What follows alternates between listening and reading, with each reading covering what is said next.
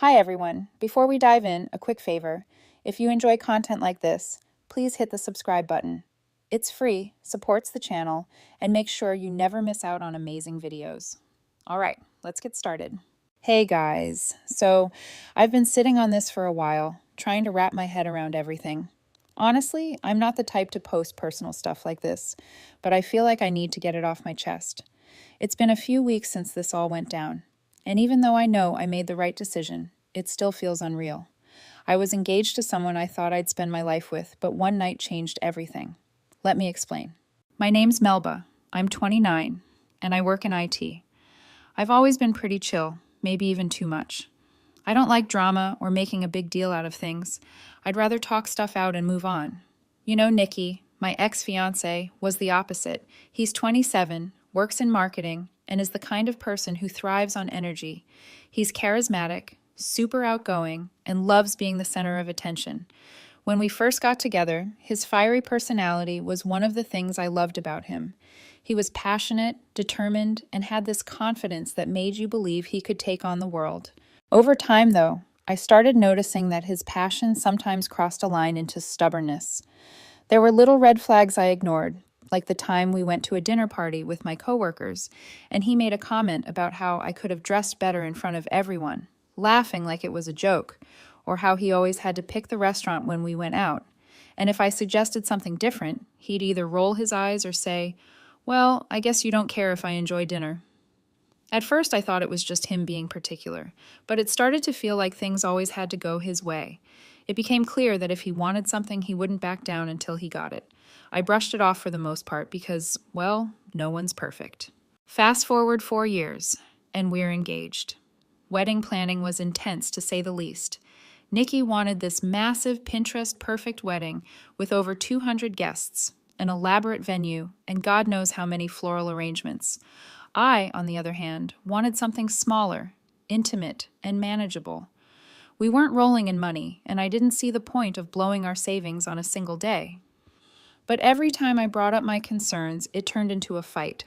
He'd accuse me of not caring about the wedding or not wanting to put in the effort.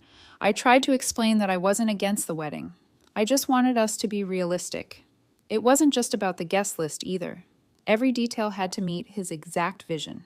I remember one time he spent 2 hours debating with the florist about the color of the centerpieces, only to snap at me when I suggested we go with something simpler. "If you're not going to take this seriously, why are you even here?" he said, completely ignoring the fact that I'd left work early to make it to that appointment. It wasn't about compromising. It was about him winning. Then came that night. We were in the living room, buried under the chaos of wedding planning. Papers were scattered everywhere, sticky notes clinging to random surfaces, and a big binder stuffed to the brim sat open on the coffee table. Nikki had spent months assembling that thing, and now it looked like it was holding his sanity together by a thread. He was pacing back and forth, his words tumbling out in an endless rant about finalizing the guest list. He was fixated on inviting a sea of distant relatives I couldn't even begin to place. Cousins thrice removed, their kids, their plus ones. It felt absurd. I sat on the couch watching him whirl around the room like a storm, trying to find the right moment to speak. "Nikki," I said cautiously, "do we really need to invite people we barely know? Shouldn't this be about the people closest to us?" He stopped mid-step, slowly turning to face me. His eyes were sharp, his posture stiff. "Why don't you take this seriously, Melba? Do you even care about this wedding?" That question hit like a punch to the gut. I felt the tension in my chest rise, but I forced myself to stay calm. "Of course I care," I said evenly. "But it's not about how many people are there or how extravagant it is. It's about us, about starting our life together." His expression darkened and his voice rose. "You just don't get it. This isn't about us. It's about celebrating what we have with the people who've been there for our families. This is supposed to be the most important day of our lives, and you're treating it like a business transaction." "It's not that," I said, struggling to keep my frustration in check. "I just think we need to be realistic. We can't afford to invite half the state. That's not what's going to make the day special." His laugh was short and bitter. "Realistic? You mean cheap, right? You don't care about making this day memorable. You just care about the price tag." "Nikki, come on," I said, my voice tightening. "That's not fair. I'm trying to keep us from going into debt over this. Isn't that what matters? Starting our marriage on solid ground?" You always do this, he snapped, stepping closer. His tone was sharp enough to cut. You make me feel like I'm ridiculous for wanting something beautiful. Why do I even bother trying to make this special when you clearly don't care? I stood up, my frustration boiling over. Don't put words in my mouth. I care. But I'm not going to pretend throwing money at it will make it better. This is supposed to be about love, not putting on a show for people we barely know. He was trembling now, his face flushed, his hands balled into fists at his sides. You're impossible, he said through gritted teeth. You don't hear me. You never hear me. His voice cracked, and for a second I thought the tension might break into something softer, maybe a chance to de-escalate. But then he closed the distance between us, his movements abrupt and determined. Nikki, let's just... Before I could finish, his hand came down hard across my face. The slap echoed in the silence that followed, leaving a sharp sting on my cheek and an even deeper one in the pit of my stomach. For a second, I just stood there, stunned. I've never been in a situation like that before, and it felt like time froze. My cheek was burning, but it wasn't the pain that got to me. It was the sheer disbelief. This was someone I loved, someone I was supposed to marry, and he had just crossed a line I never thought he would. I stared at him, my mind racing to process what had just happened. His expression shifted immediately from fury to shock, his mouth opened slightly, his face pale. Melba, he whispered, his voice shaky and unsteady. I didn't mean to. I swear I didn't. I couldn't speak for a moment. I could feel my chest rising and falling as I fought to keep my composure. Looking back, there had been moments leading up to this. Little verbal jabs when he didn't get his way, or how every disagreement escalated until I was the one who brushed it off to keep the relationship. This wasn't a one-off. It was the boiling point of something that had been simmering for a long time. Finally, I stood up, slow, deliberate, and met his eyes with a calmness that surprised even me. Pack your things, I said, my voice quiet but unyielding. His eyes widened, and he took a half step back, his hands clutching each other. What? Melba, wait! No, I didn't mean it. You have to believe me. I wasn't thinking. I was just so... Stop, I interrupted, holding up my hand. I don't care what your excuse is. You put your hands on me, Nikki. That's not something I'm ever going to tolerate. Get your stuff and get out. He started crying, pleading with me to let him explain, but I wasn't having it. There's nothing to explain, I said firmly. You crossed a line and I'm done. Pack your things and go. He tried to argue, but I wasn't going to let him guilt me into backing down. I stood there, arms crossed, watching as he grabbed his wallet and some of his things. His hands were shaking, and he kept looking at me like he was expecting me to change my mind, but I didn't. When he finally left, the house felt eerily quiet. I sat back down on the couch, staring at the wedding binder and the mess of papers he'd left behind, realizing that I had just ended a 4-year relationship in the span of 15 minutes. And the craziest part, I wasn't even angry anymore. The next morning, I woke up to my phone buzzing nonstop. Calls, texts, notifications. It felt like the whole world wanted to know what was going on. Nikki must have told a few people, and it spread like wildfire. I decided to start dealing with the fallout. First, I called my parents. My mom answered right away, her voice bright and cheery, like she was expecting a wedding update. Melba, how's it going? Did you and Nikki finally decide on the cake? I took a deep breath. Mom, there's no cake. There's no wedding. I broke it off. She didn't say anything. For a moment, I thought the call had dropped. Then she said, You what? In that tone, only a mother can pull off, equal parts shock and disappointment. Look, it's a long story, I said, but it's over. Nikki's out of the house, and I'm calling off the wedding. She didn't take it well. Melba, this is a huge deal. People are expecting a wedding. Do you realize how embarrassing this will be for everyone involved? Mom, I cut in. He crossed the line. More silence. Then she softened. Oh, honey, are you okay? I'm fine, I replied, but I'm not marrying someone who thinks that's acceptable. That seemed to click for her. She let out a long sigh and said, I get it. I don't like it, but I get it. I'll tell your father. Do you need anything? No, I'm good. Just maybe give me some space for a bit.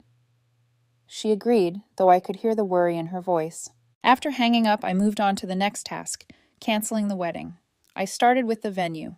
The woman on the other end was polite but hesitant when I told her we wouldn't be moving forward. "I'm sorry to hear that," she said. "We'll need to discuss the deposit." "Keep it," I said. "I don't care." Then there was the photographer, the caterer, and the DJ. Each call felt like ripping off a bandage. By the time I was done, I was mentally drained. That's when the texts from Nikki started pouring in. At first, they were apologetic, long paragraphs about how he was sorry, how he didn't mean to slap me, how stress had overwhelmed him. Then they shifted to anger. "I can't believe you'd throw away 4 years over one mistake," he wrote. "You're being so dramatic." By the end of the day, they were a mix of desperation and guilt-tripping. "You're ruining my life," he texted. "Everyone's asking me what happened, and I don't know what to say." I didn't respond to any of it. What was there to say? He knew what he'd done. Things got worse when mutual friends started reaching out. Some were supportive. My friend Natalie called to check on me. "Girl, I heard what happened. Are you okay?" "Yeah," I said. "Just dealing with the fallout." "You did the right thing," she told me. "No one should have to put up with that." Others weren't so understanding. Nikki's friend Taylor, for instance, decided to take his side.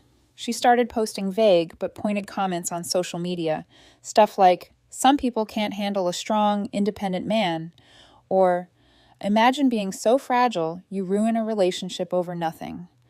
She didn't tag me directly, but it was obvious who she was talking about. It didn't bother me as much as it should have. If anything, it was just annoying. I didn't care what Taylor thought of me. What did bother me, though, was how Nikki's parents reacted. His mom called me the day after I ended things, her voice shaky and full of guilt. "Melba, please don't do this," she said. "Nikki's been under so much stress. He didn't mean to hurt you." "I'm sorry," I replied, "but there's no coming back from this. I can't marry someone who thinks it's okay to lay hands on me, no matter the reason." "He's devastated," his mom said. "He loves you. Can't you give him another chance?" "No," I said firmly. "I've made my decision." His dad called later that evening, but his tone was colder. "I don't know what happened," he said, "but this is going to reflect badly on both of you. People will talk, Melba. Are you ready for that?" I almost laughed. "With all due respect, sir, I'm more concerned with my personal boundaries than what people might say." He hung up shortly after, clearly unimpressed. By the end of the week, it felt like I'd been put through the ringer. I wasn't sad or heartbroken, just exhausted. The emotional weight of dealing with everyone's opinions was heavier than I'd expected. Then came the rumors. Someone, probably Taylor, started spreading word that I'd overreacted and that Nikki was the real victim. A few mutual acquaintances reached out to hear my side, which was their polite way of saying they didn't believe me. "She said she was just stressed," one person texted. "You didn't have to kick him out, did you?" I ignored the message. I didn't owe anyone an explanation. Despite all the noise, I felt lighter without Nikki in my life. The house was quieter, yes, but it was also peaceful, and there was space to breathe without arguments and tantrums. Still, something about the whole situation didn't sit right with me. Nikki's reaction to the breakup felt off. Sure, he was upset, but his focus seemed less on what he'd done and more on how I'd responded. The way he tried to paint himself as the victim didn't make sense, especially since he was the one who crossed the line. I started wondering if there was more to the story. Was the slap really just a moment of stress, or was there something deeper going on? It wasn't like him to lose control like that.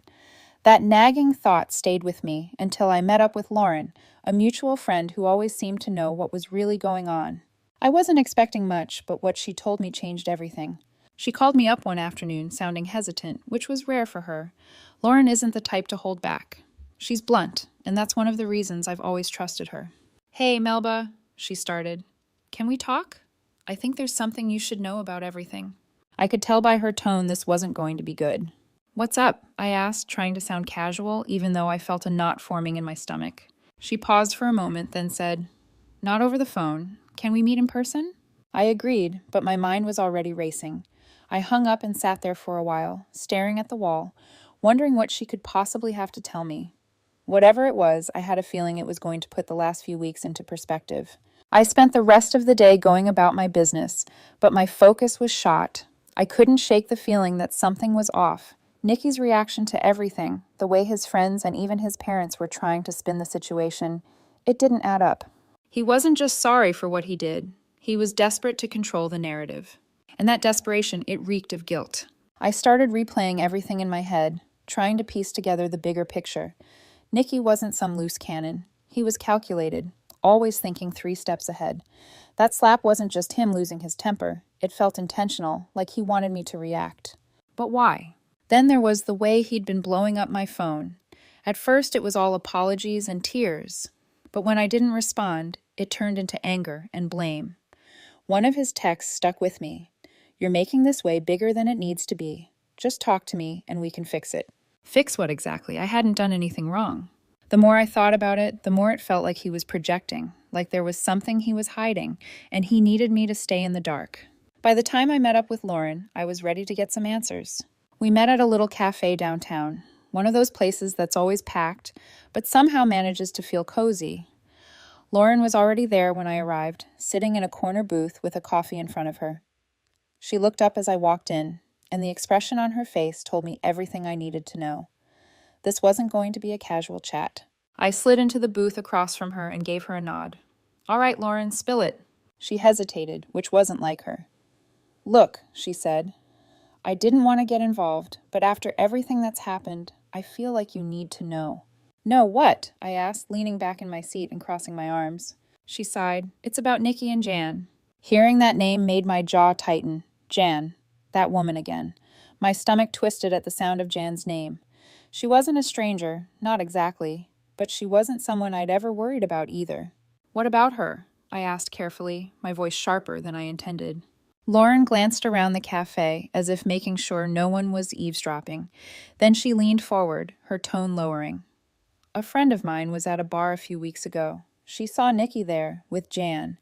They weren't just hanging out, they were holding hands, kissing, acting like a couple." For a moment, everything inside me went still.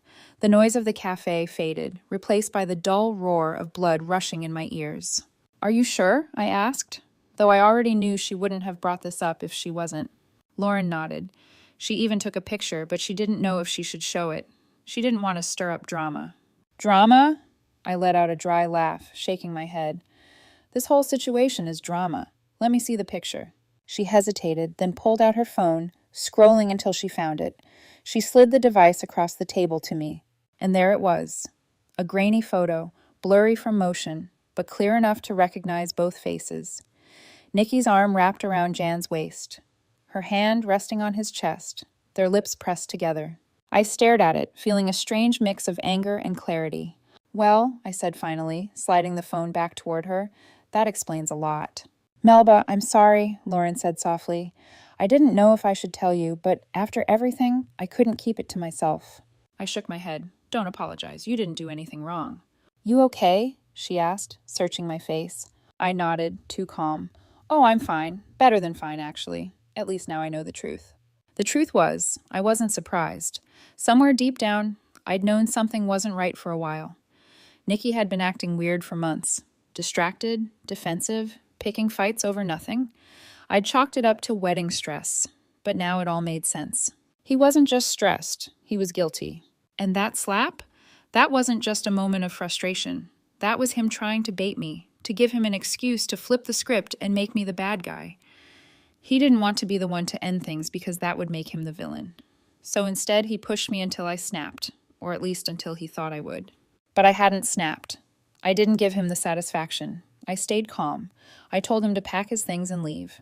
And now, with Lauren's information, I knew I'd done exactly the right thing. I sat there in the cafe for a while after she left, sipping my coffee, turning everything over in my mind. I wasn't going to confront Nicky right away. No, I wanted to see how he would react when I didn't take the bait. He'd been trying to control the narrative since the breakup, painting himself as the victim and me as the unreasonable fiancé who couldn't handle the pressure. But now I had the upper hand, and I wasn't about to let him spin his lies any longer. By the time I got home, I had a plan. I preferred to do this face-to-face on my terms, so I sent him a text. "We need to talk. Meet me at my place tomorrow at 7 p.m. He responded within minutes. "Finally. I've been waiting for you to reach out. I knew you'd realize you overreacted." I didn't bother replying. Let him think what he wanted. Tomorrow he was going to see just how wrong he was. The next day, just before 7 p.m., I cleared my living room. The coffee table, usually cluttered with work papers, was empty except for a single printed photo sitting right in the center. Everything about the space was intentional, calm, controlled, deliberate. Nikki thrived in chaos, in shouting matches and emotional outbursts. But that wasn't my game. I was setting the terms. At exactly 7 o'clock, there was a knock at the door. I opened it to find him standing there, dressed in a shirt I recognized immediately. It was the one he wore on our 3rd anniversary, back when things were good. He'd paired it with cologne and his most disarming smile. The effort was obvious. He stepped inside without waiting for an invitation, his shoes tapping against the floor. "I'm glad you reached out," he said smoothly. "I knew you'd come to your senses." I didn't answer. Instead, I motioned toward the couch. He hesitated when he saw the photo on the table, his smile faltering slightly. "What's this?" I leaned against the wall, arms crossed.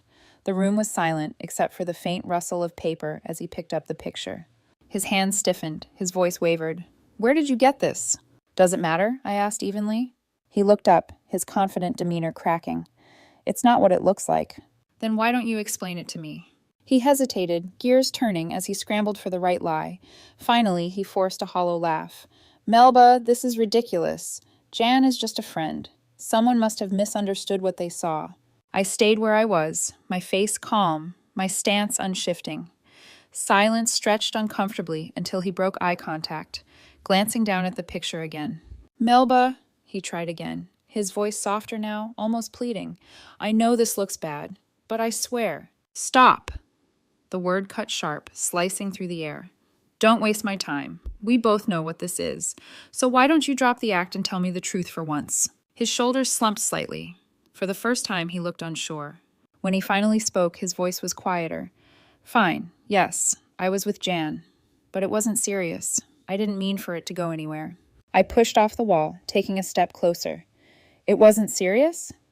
My tone was ice. "Then what was it? A hobby? A stress reliever? Explain it to me, because I want to know how cheating on your fiancé fits into your grand plan." His lips trembled, but he quickly masked it with defensiveness. I was overwhelmed. The wedding, the planning, everything. I felt like I was drowning. And Jan, she was just there when I needed someone to talk to. "Talk to?" I gestured toward the photo on the table. "You call that talking?" He looked away, unable to meet my gaze. "I didn't mean to hurt you," he whispered. "No," I said, taking another step closer. "You just didn't care enough not to." His head snapped up, anger and guilt warring in his eyes. "That's not fair. I made a mistake, okay? But you weren't exactly perfect either. You were so distant, so focused on budgets and logistics. You didn't even notice how stressed I was." I tilted my head, unfazed by his attempt to shift blame. "And that stress justified lying? Sneaking around? Slapping me?" His face flushed, his mouth opening, but no words came out. He wasn't used to being cornered like this, to having no room to wriggle out. "I get it now," I continued, my voice steady. "The slap wasn't just a moment of anger, was it? You wanted me to react. You wanted an excuse to end this without taking responsibility. Am I wrong?" His silence spoke louder than anything he could have said. "You wanted me to lose my cool," I said, leaning slightly closer. "But I didn't, and that's why you're here now, scrambling to salvage whatever narrative you thought you could control." "Melba, please," he said finally, his voice breaking, eyes glistening. "I messed up. I know I did, but we can fix this. I'll do whatever it takes." I straightened, stepping back. "Fix what, Nikki? The trust? The respect? You think those things just snap back into place? No. This isn't something you fix. This is who you are, and I'm not interested in being part of it." He shot up from the couch, his voice rising. "So that's it? You're just going to throw everything away? 4 years, Melba? 4 years? And you're walking away over one mistake?" "This wasn't one mistake," I said, my voice low but firm. "This was a series of choices. You chose to cheat. You chose to lie. You chose to cross the line when I didn't give you the reaction you wanted. This isn't me throwing anything away. This is me walking away from someone who already did."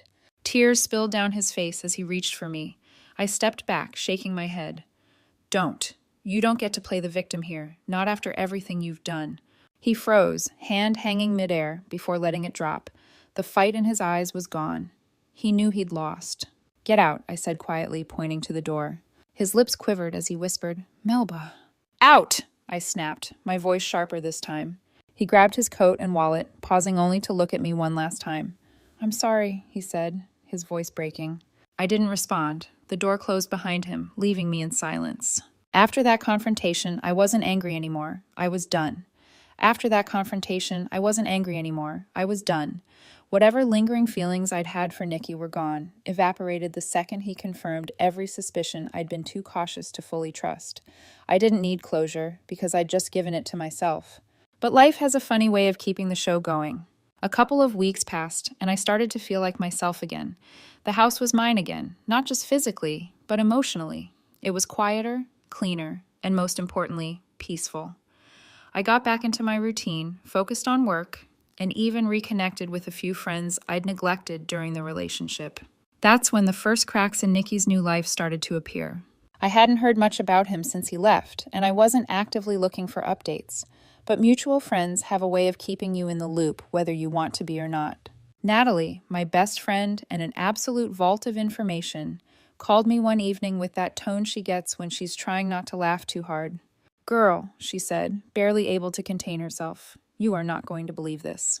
"What?" I asked, bracing for something ridiculous. "Nicky moved in with Jan." I raised an eyebrow. "Wow, that didn't take long." "Oh, it gets better," she said, her voice bubbling with glee. "He moved in with her, and then she dumped him, hard." Now that got my attention. "What do you mean, dumped him?"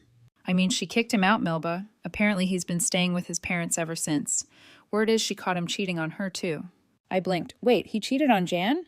Natalie laughed. "Yep, with some woman from his gym. Apparently they'd been hooking up for weeks. Jan found out and threw his stuff out on the lawn." I couldn't help it. I laughed. Not just a chuckle, but a full-on, can't catch my breath laugh.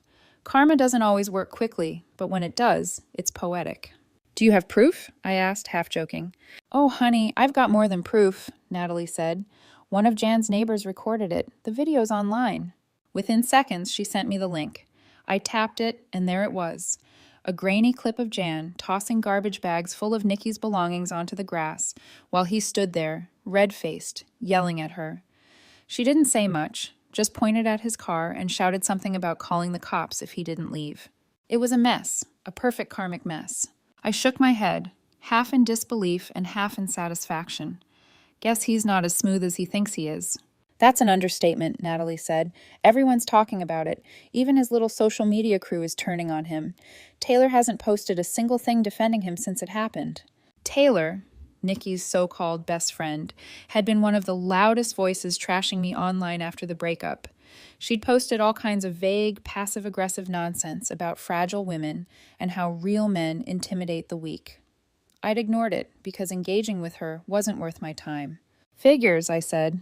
"Taylor's all about appearances. She's not going to stick her neck out for him if it makes her look bad." "Exactly," Natalie replied. "Anyway, just thought you'd want to know. Karma's doing its thing." We wrapped up the call, and I spent the rest of the evening replaying the video a couple more times, each time feeling a little less guilty for enjoying it. The days that followed were interesting, to say the least. I started hearing from more mutual friends, most of them either apologizing for doubting me or trying to dig for details about what had happened between me and Nicky. I kept it short and simple. He crossed a line. I ended it.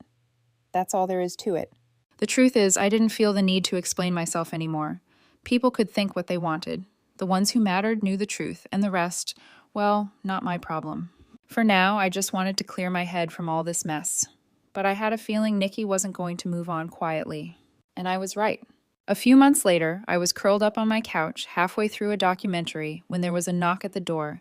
It was late, close to 10 p.m., and I wasn't expecting anyone. When I opened the door, I froze. There he was, Nicky.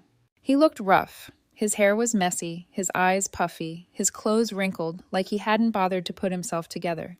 His usual cologne was gone, replaced by the sour smell of desperation.